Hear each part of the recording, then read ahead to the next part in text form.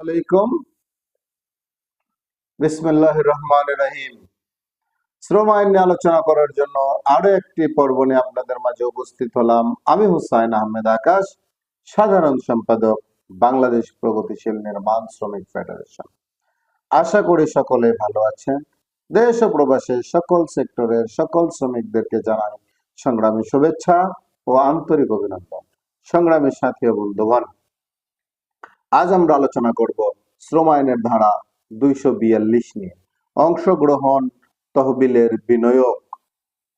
প্রত্যেক বৎসর অংশগ্রহণ তহবিলে জমাকৃত মোট অর্থের 2/3 সমান অনুপাতে সকল সুবিধাভোগীগণের মধ্যে নগদে বন্টন করা হইবে এবং অবশিষ্ট 1/3 ধারা 240-11 এর বিধান মোতাবেক বিনিয়োগ করা হইবে, যাহার মুনাফা ও সকল সুবিধাভোগীগণের মধ্যে সমান অনুপাতে বন্টন করা হইবে।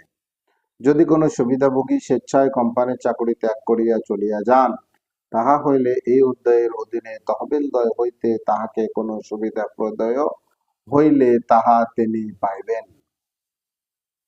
কোনো সুবিধাভোগী চাকরি বরখাস্ত ব্যতীত অন্য কোনোভাবে অবসান করা হইলে তিনি কোম্পানির চাকরি হইতে অবসরপ্রাপ্ত কোনো সুবিধাভোগীর সমতুল্য হইবেন। কোনো সুবিধাভোগী চাকরি হইতে বরখাস্ত হইলে তহবিলদ্বয়ে তাহার অংশ বাজেয়াপ্ত হইবে। যে ক্ষেত্রে কোনো সুবিধাভোগী কোনো কোম্পানির কোনো অফিস বা ইউনিট হইতে উহার অন্য কোনো অফিস বা ইউনিটে বদলি হন, সেক্ষেত্রে তাহার নামে জমাকৃত তহবিলদ্বয় সুবিধা উক্ত বদলিকৃত অফিসে বা ইউনিটে তহবিলদ্বয়ে হস্তান্তরিত হইবে এবং তাহার পূর্বে অফিস বা ইউনিটের চাকরি তাহার বদলিকৃত অফিস বা ইউনিটের তহবিল হইতে প্রদেয় সুযোগের ক্ষেত্রে গণনায় আনা হইবে। কোনো সুবিধাভোগী অবসর গ্রহণের পর তিনি অথবা কোম্পানিতে চাকরিরত থাকাকালে তাহার মৃত্যু ঘটিলে তাহার মনোনীত স্বত্বভোগী এই অধ্যায়ের অধীনে পূর্ণ সুবিধা ভোগ করিবেন। সংগ্রামী সাথী ও বন্ধুগণ, অত্যন্ত গুরুত্বপূর্ণ একটি বিষয় নিয়ে আজ আমরা আলোচনা করলাম। আশা করি সকলে বুঝতে পেরেছেন।